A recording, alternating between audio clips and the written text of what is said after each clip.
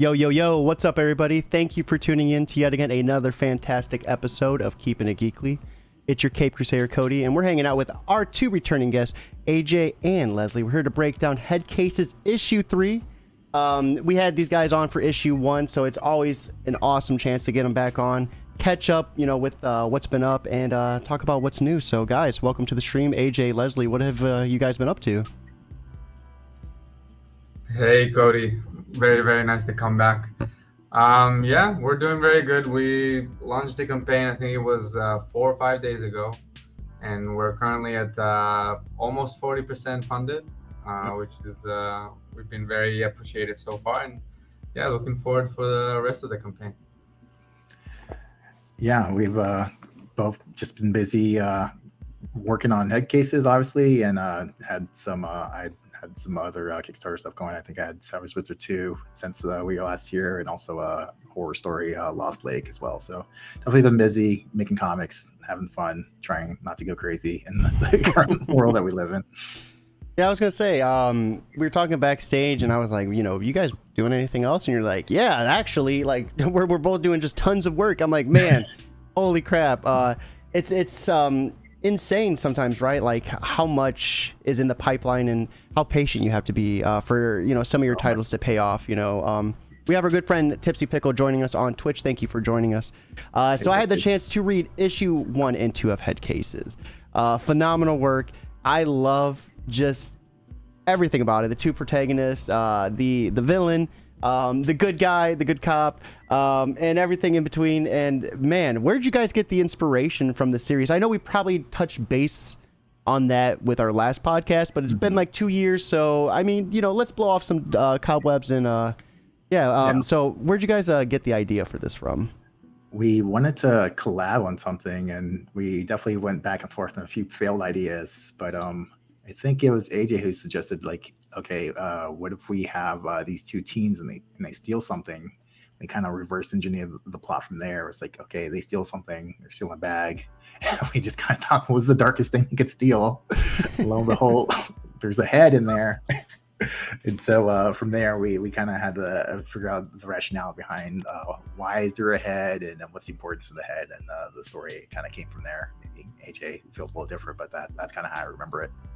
Yeah, no, that's exactly how I remember it. The only thing I would add is actually, like, the idea came to me when I was in New York, actually, when I was taking the subway, and I don't know why, but I just imagined, what if me as a teenager, I did something crazy like that. I would just see someone bag on the subway and just shake up things in my life. Hey, just if I see a bag, it's mine. Yeah, I thought it could be really interesting and then find out what is actually inside and have it be completely not what I expect. So yeah, that's basically it. I loved how not only we have the two protagonists. I mean, they are two different ends of the spectrum too. It feels like, which I mean, it's always a perfect partnership. But I love that the idea of them being in school still. So not only does one of them take something, the other one's really reluctant about it, but they're also skipping class to do so, and that built up such a good climax, I feel for the end of issue 1, because we see them getting kind of plotted out, and you have no idea if it's the owner of the bag, Leo, who we find out is a serial killer, or who else is there. And it was such a perfect build up to that climax.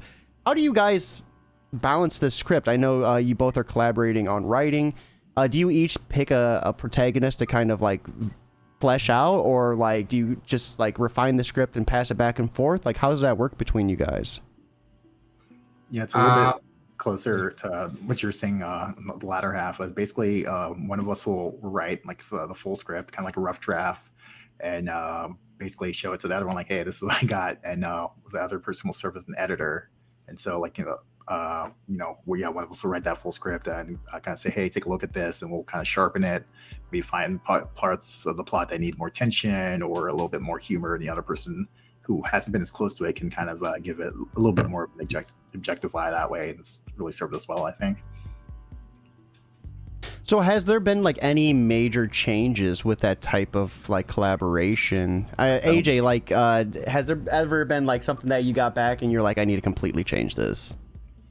We're actually going through that right now. It's really funny that you're saying that, because we had like an outline for issue 4 and 5 already, and we've had it for a couple of months, and then I went ahead and wrote the script, and then we were like looking at it, and that's the good thing about like Leslie being the outside guy right now and like being the editor to this. But like we both then like we discussed it and we realized that's not a good direction that we're heading into actually. So we just spent like, I think it was 2 weeks ago, we spent like 2 hours going through the outline, and really like changing it, breaking it down, moving parts along, like, and I feel like we're really now proud of it, honestly. So I'm very excited to jump into scripting for issue 4.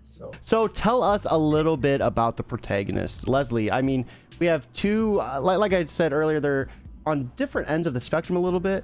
But I mean, I love the way these characters are fleshed out. It feels like your average high schooler.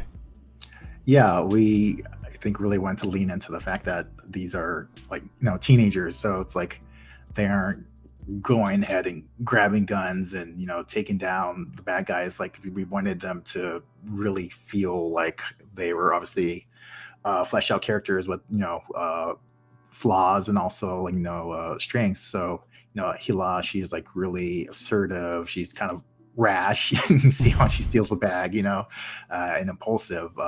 So that's part of her character. And Ramon, I would say he's like not necessarily timid, but like he's definitely, overthinking things. He kind of in his head, he isn't as brave as her. So you have that obvious conflict with these two characters where she's kind of pulling him into situations that he doesn't want to be in. This is obviously the most extreme version of that. But I love the series that kind of really shows their relationship evolve and them kind of figuring out like how to navigate these things together. And that's really been the beauty and the fun of this series, I feel like, in addition to what's going on, like the craziness, like you have like their relationship is also being molded by the crazy crap that they put themselves into. So AJ, was there any special inspiration for these characters? Did you draw upon like any other series or anything that you might have read might have like influenced it at any point? I would say the main character, like Ila's motivation, like the girl who actually steals the bag. It's gonna sound weird, but like I also based it a little bit about me, honestly. I don't know if I ever told Leslie this, but I've always had this, like, when I was a teenager, I was always with the feeling that I was born to do something great. I was born to do something extraordinary, and like do something crazy that like no one has ever done, basically. And I feel like that's a bit one inspiration, and then just like a visual thing that I like to bring up is that Ramon, the other protagonist, he has acne. I don't know if it actually comes across. I hope it does. But he has acne, and I wanted that in because that's how I looked as a teenager. I always had acne, and I felt really, really bad at it, like during my teenage years. And I remember when I was a teenager looking through like media, looking through stuff, looking to see if there are any protagonists who are my age that have acne. And usually they're not. Like if you look at like movies and TV shows these days about teenagers, you don't see people with acne most of the time. So it was really important to me that if a teenager reads it, it'd be like, oh, finally, or like, oh, finally, like someone like me, if they have acne, or someone like my brother or something like that. So that's also definitely an inspiration. Yeah, and then Leo also, I'm also obviously a serial killer, so like, that's also a huge inspiration. I thought he was about to say from my childhood too. I was gonna be like, "Yo, AJ, What's up with AJ? come on, man." Yeah, no, I'm kidding. No inspiration with Leo. Yeah.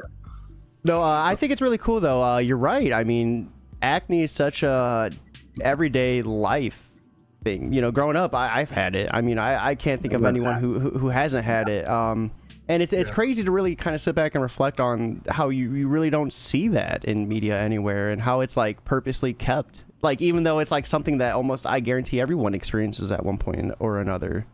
Yeah, and even then, it's like I also wanted it like to not be a part of the story. Like, no one mentions it. No, like it doesn't have to be anything. Like you said, it's a very everyday life thing. Like, people go through it and it's fine. And yeah. Hey, your skin's flawless now though, so young AJ would be like, "We did it."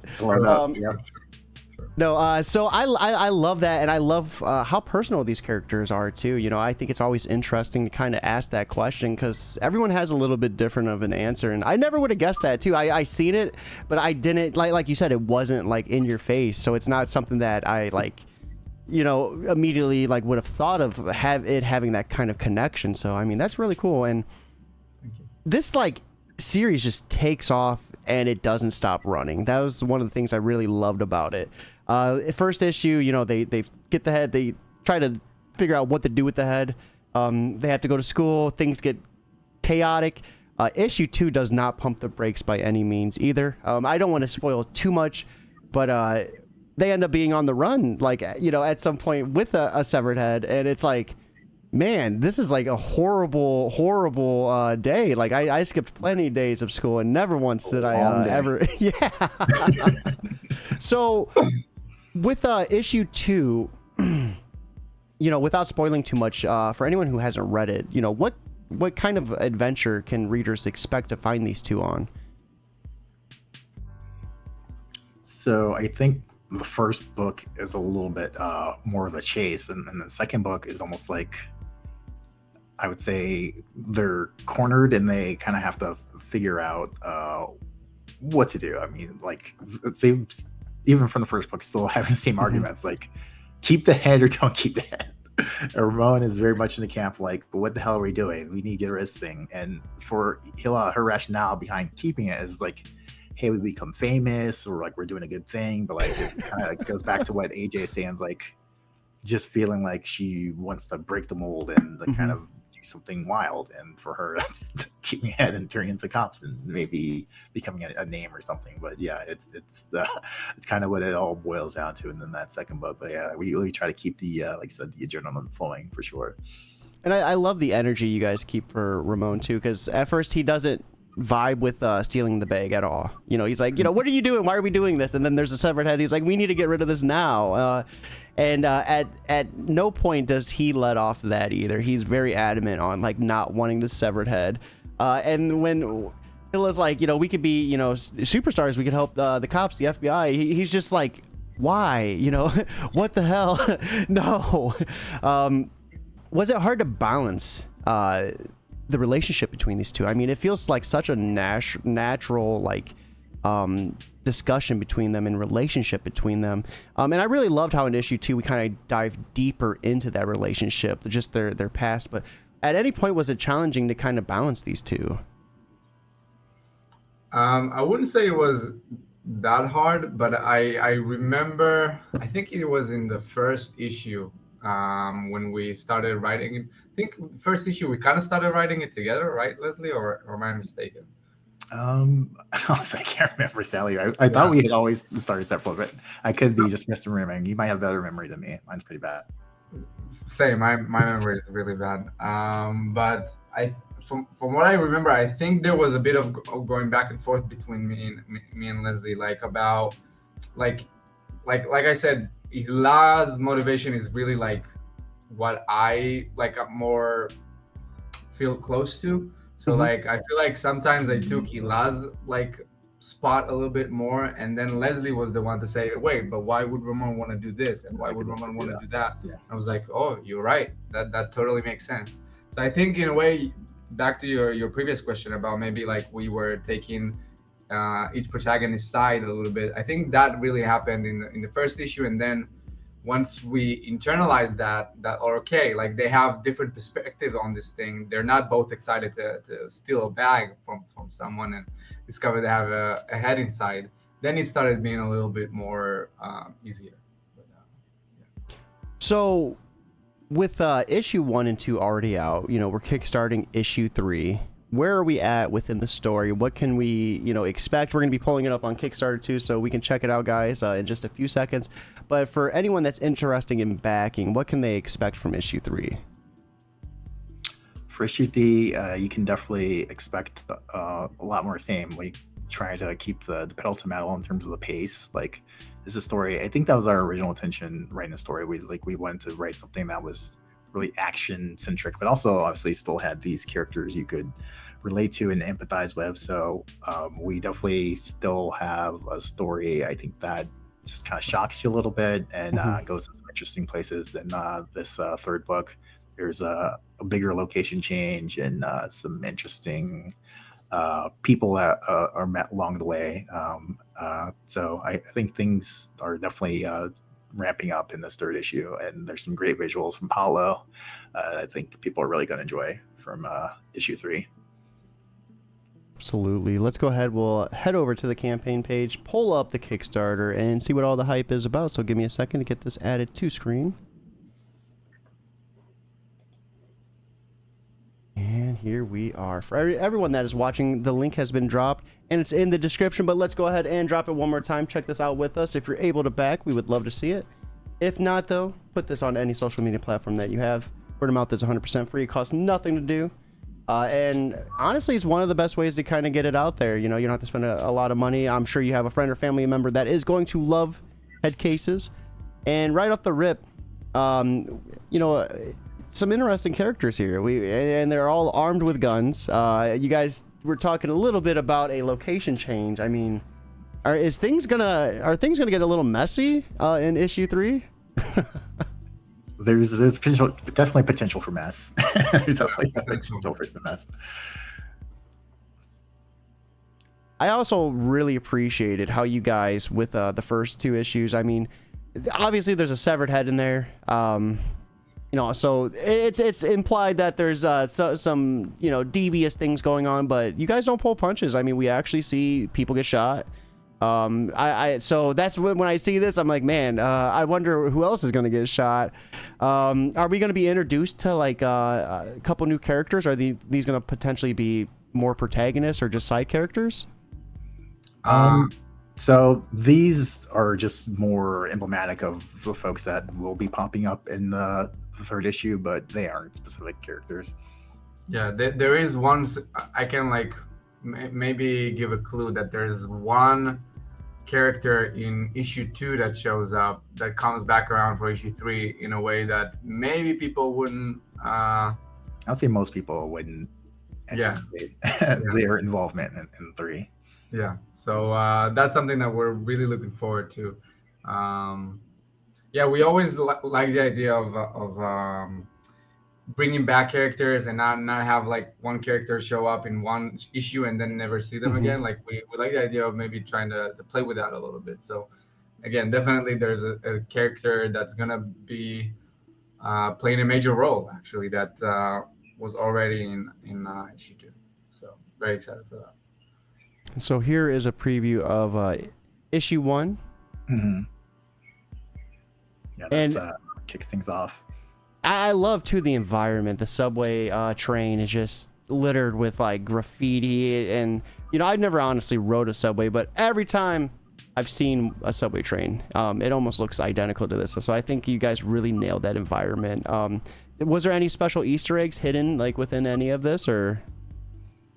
No, there's anything significant, but it was fun. Paulo again just did a great job in terms of like the background individuals, and he really leaned into what we were going for, and he's been awesome to work with.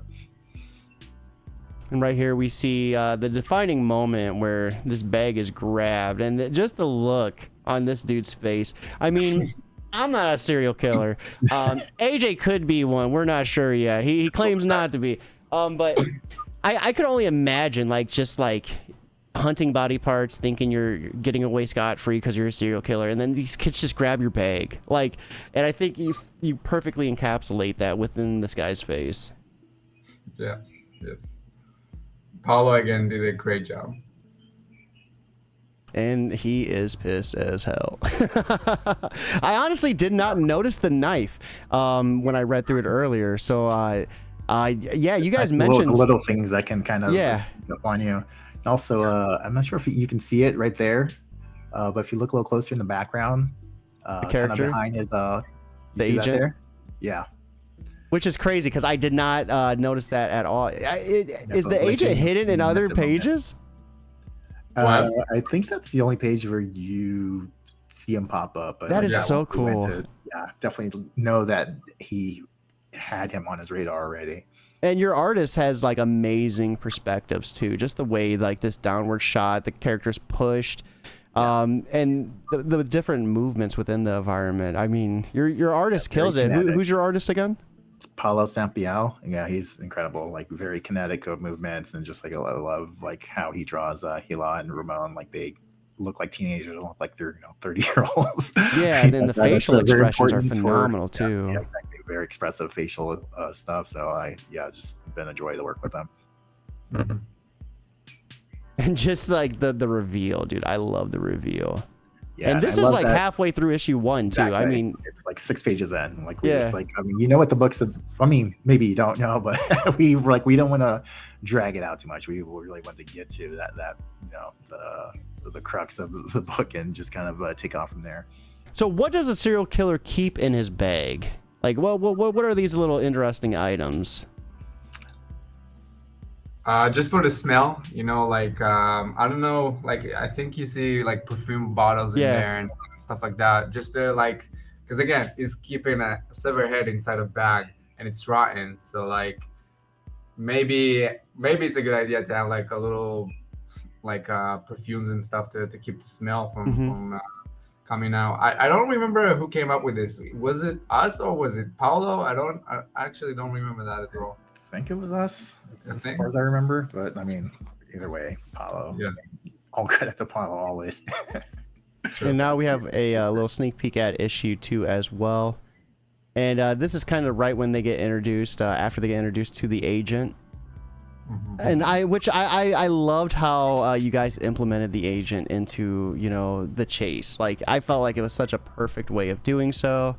It added a lot more of that, like, climatic element to it, because it's like shit's about to hit the fan like pretty severely. Like you guys thought it was just crazy because you had a head, but you don't realize how crazy it's about to get. Right. And I think issue 2 really like highlighted that. Like it just took it and like just up the ante, like full throttle. That's our goal with the whole series. Hopefully we can keep up in the ante. I think that's kind of why things keep changing. It's like we thought we got to ante. It's like, no, like here's something we thought we had something crazy. Like let's make it even more crazy. Like somehow like last second, let's really push the envelope as much as we can. All right, so let's check out some of the physical rewards for Headcases issue 3. For $5, you have the perfect attendance digital copy. How many pages is issue 3 going to be? 20. 20? So $5 for 20 pages. Awesome price on that. For $9, we have the A+ student, which is the full script, layouts, inks, and colors. That's always an awesome bang for your buck. Just as a consumer, I guess you don't realize how important that stuff is until you actually start trying to break into like writing and doing it yourself, and seeing how a script can translate into an actual comic page is such an unreal experience once you kind of like dig into it. Yeah, I think the people that appreciate that stuff really appreciate it. Like I said, it's something that can be kind of hard to find. So like the fact that like, hey, here it is right there is a Kickstarter tier. I think people that are trying to figure out comics writing will definitely get some good use out of that. Yeah, just also comics production in general. Like I think. Like the layouts and the inks and all that, like it shows you like the process that we went through. Like there, I don't know if it like it will actually show up in like that reward, but like always you see like you get a layout from the artist, and then you like tell him, let's maybe try something else, maybe play around with that panel, move it for like to another angle, stuff like that. I think that could also really be interesting to creators who are starting to get their foot wet with the comics. So We have the Perfect Attendance physical, so you can get a physical copy of Headcases issue 3 for $10. We have the A+ student physical, so get the full scripts, layouts, inks, and colors. PDF plus the physical copy for 14, so an extra $4. Awesome, bang for your buck right there. Homework bundle digital, so you'll get issues 1 through 3 for 15, that's what, like 60, 70 pages of comics? Yep. That's was that 20, 40? I was like 64 if I can do math right. Yeah, I'm trying to math, but math's not always my strongest subject, so. We have the homework bundle, so physical, for $30. So get physical copies of issue 1 through 3 for 30. For 40, you get extra credits, so you'll get PDF copies of issues 1 through 3, Savage Wizard 1 through 2, Ghost Gauntlet, and Sick Party Invasion. So are those like your guys' outside work as well? Yep, exactly. Yeah. So just AJ and Leslie bundle. And then last but not least, for $90, we have After School Tutors. So a 1-hour script coaching with the PDF and physical copies of Headcases issue 3. Is this going to be just individually, like one of you doing the coaching, or together? Like, how's that going to work? No, yeah, we do it together, and we've done it, for our last 2 campaigns, and I think it's helped the folks that we talked to. So yeah, definitely check it out. Again, if you're trying to get your feet wet in terms of comic writing, we have also been doing this for a bit, and we're excited to share what expertise that we have and what little tips that we can share with folks that may be interested in this kind of thing. I always love that type of thing. I really thought you guys nailed the dialogue in this. And for me, with script writing, dialogue feels like to be like one of the harder things to make like flow effectively and to make feel personal to each character too, right? Like, so I think anyone out there that is looking to get coached would be awesome value. I mean, you guys really did your thing with this series. I mean, the pacing's phenomenal. The dialogue's awesome. I mean, $90 is definitely a bang. So that is the Kickstarter in its entirety. You guys been on the show before, you know the drill. For anyone who is on the fence about backing this campaign, AJ, what would you say to them to kind of help push them over that hump? Wow. He's like, put it on me, dang. You got it. I think I would say, if you want to read a crazy comic, if you want to read something like you said that keeps going and keeps getting crazier and crazier, but also like Leslie said, it's about relationships, about the friendship that you have in high school when you're fucking things up. And I can cuss on the show? Oh, you can cuss. Yeah, go ahead. So when like the friendship, when you're fucking things up and you're there for each other, but what happens when you fuck up too much or too bad, and what does that mean? And also, it's just like if you like crime comics, or if you like crime, I don't know, stories like Pulp Fiction, we would say a little bit of Ferris Bueller's Day Off, because of like the skipping school and all of that. Yeah. High school vibes around it. If you like 7 Psychopaths, for someone who actually knows this movie, I know that movie and I love it. Great movie. Just a crazy crime comic that still has heart, but also goes completely bananas, and like shit can get real. Like people get shot, like you said, and that's actually something important that we wanted for the entire series. Like we wanted it to feel real. Like you steal a bag with someone's head inside from a serial killer, she is about to go down. Like there's no running away from it. So yeah. Leslie, what about you? Yeah, try not to copy AJ too much, but basically, if you want a taut story that is just it's fun. I mean, as dark as to say, it's fun, it's dark, and I feel like it's a comic you hopefully haven't seen too much. So I'd say just check out the Headcases. We like to, just play around a lot with, like what does their relationship, how can it endure? So basically, I think it's a cool comic for folks to check out if you're wanting something that isn't going to bore you, because it's a lot of fun. Check it Yeah, out. and I don't think there's anything like it. I've read hundreds of comics, and it's really refreshing too to take a book that people commonly associate with just like superheroes and like show them like, hey, it's not all about that. And I can't wait to see what issue 3 is going to have. You guys mentioned it being a 5-issue series. Any plans for the future after the 5th issue? Or are you guys just going to kind of, take it from there and, branch off and do different things? I think we're gonna try to do like a collected edition that actually like combines all of that, and then like try to sell it and possibly pitch it to publishers. Yeah, that's pretty much it, honestly. No, awesome. So, once again, thank you guys for coming by. It's always awesome to get creators on the show to talk about awesome books. I love doing it. It's a big part of why Keeping It Geekly is so much fun for me.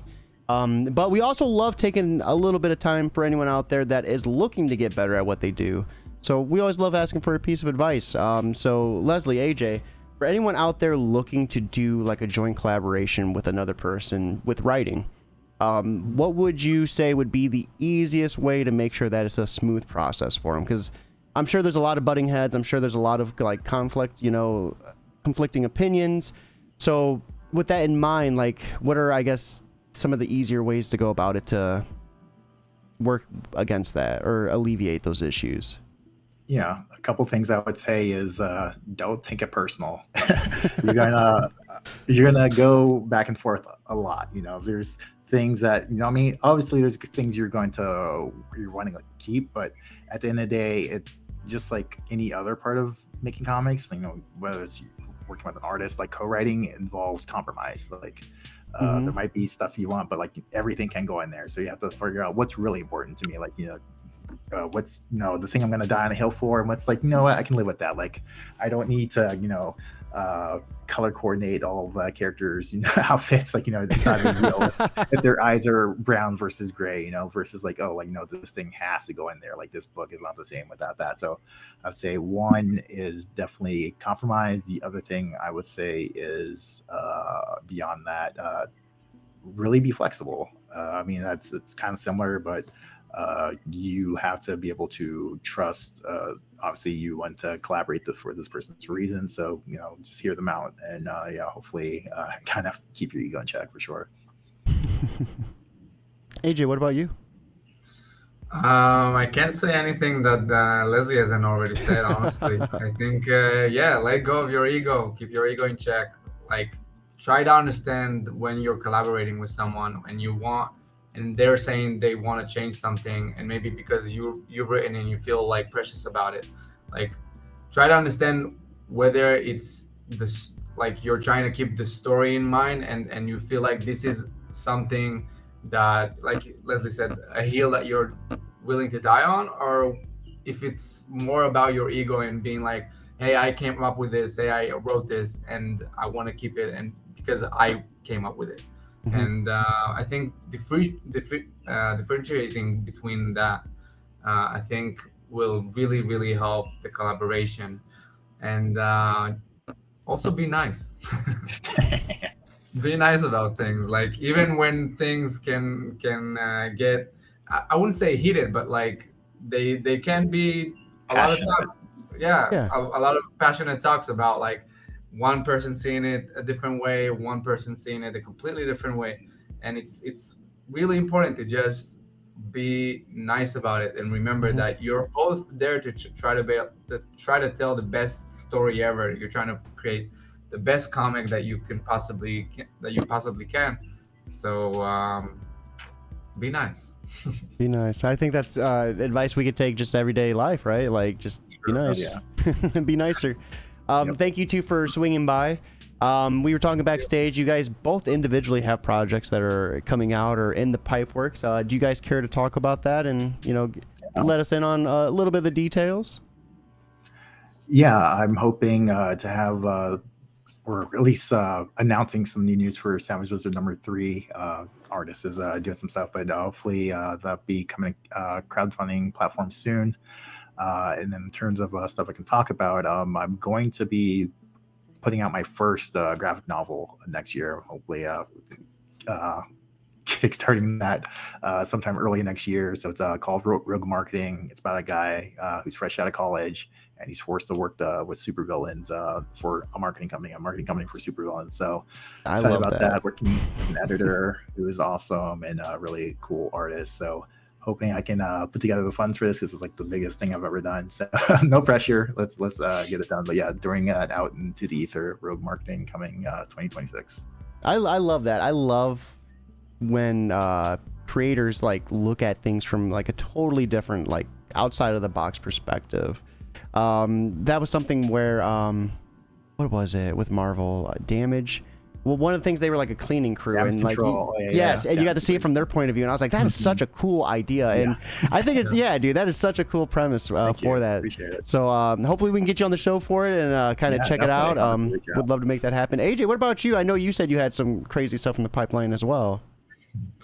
Yeah, so again, also obviously we have issue 4 and 5 that we still need to get funded. But other than that, I have a graphic novel trilogy, a YA graphic novel trilogy with Top Shelf that's coming out with my good friend Dominic Bustamante, who's the artist. And the first book is going to come out next year on July for now, it looks like, but we'll like, there's no like really official date yet, but I'm really excited about it. It's like a space opera, queer space opera graphic novel series. So it's like everything I love in that book.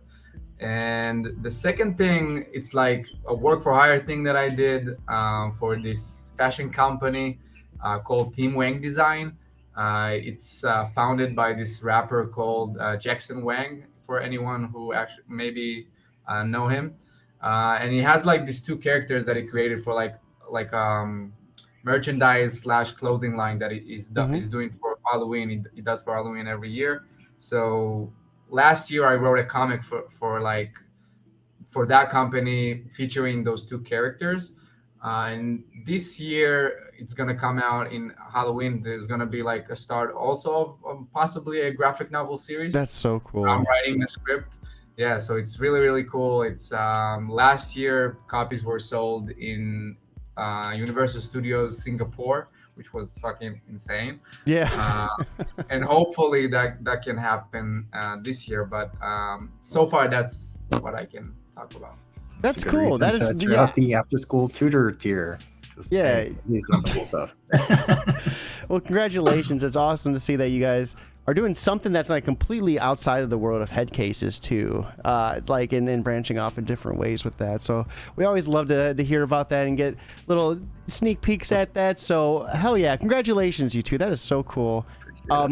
Man, and it's cool too. Like it reminds me of like back in the day. Like, you know, I'm old. I'm like 35. So back in the day, you know, toy lines would have cartoons with them. So it's cool that you're doing like a comic series like for these two characters with a fashion line. Like that's out of this world. That's crazy. That's so cool. Yeah. So it's amazing opportunity. Last but not least, what are you guys up to outside of creating? What video games are you playing? What TV shows are you watching? What books are you reading? You know, give me the deets. So currently I'm watching a TV show called The Magicians. It came out on Sci-Fi, and it was just for something for me and my girlfriend to actually binge watch. And it's been amazing, honestly. I know it's like usually when it's like a sci-fi original, like people look down on it a little bit. Yeah. But I think it's amazing. It's like it goes in very wild directions, which again, like looking at Headcases, you know, we love that. So it goes in very wild directions, and it's very dark. It's a fantasy show, and I really like that. I'm actually reading. You can see in the back there, like I put the Headcases copies, but I also put next to it the book that I'm rereading right now. Actually, it's the Alan Moore Writing into Comics book that he released like a long time ago, but I read that when I was like 17, and I was thinking about maybe pursuing a career in comics, and that was a huge help. And it's really fun to come back to that.